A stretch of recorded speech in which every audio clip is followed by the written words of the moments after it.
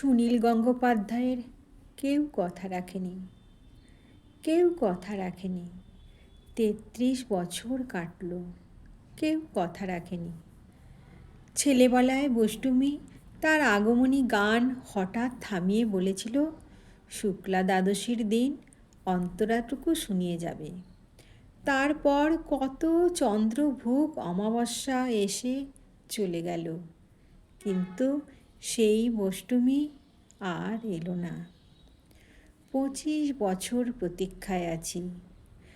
মামাবাড়ির মাঝি নাদের আলী বলেছিল, বড় হও দাদা ঠাকুর, তোমাকে আমি 3 প্রহরের বিল দেখাতে নিয়ে যাব।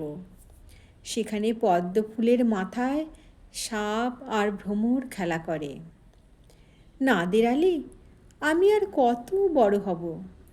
আমার মাথা এই ঘরের ছাদ ফুঁড়ে আকাশ স্পর্শ করলে তারপর তুমি আমায় 3 প্রহরে বিল দেখাবে? একটাও রয়েল গুলি কিনতে পারিনি কখনো।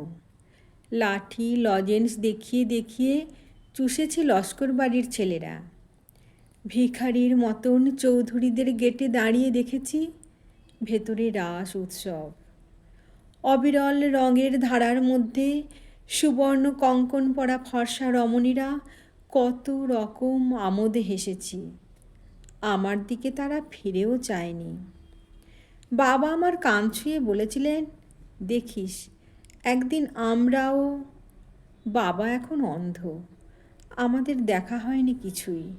সেই রয়েলগুলি, সেই লাঠি লজেন্স, সেই রাস উৎসব আমায় কেউ ফিরিয়ে দেবে না।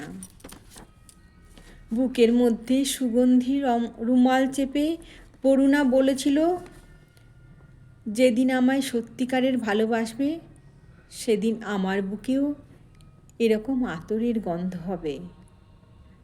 ভালোবাসার জন্য আমি হাতের মুঠোয় প্রাণ নিয়েছি। দুরন্ত ষাঁড়ের চোখে বেঁধেছি লাল কাপড়। বিশ্ব সংসার তন্ন তন্ন করে খুঁজে এনেছি 108টা নীল পদ্ম।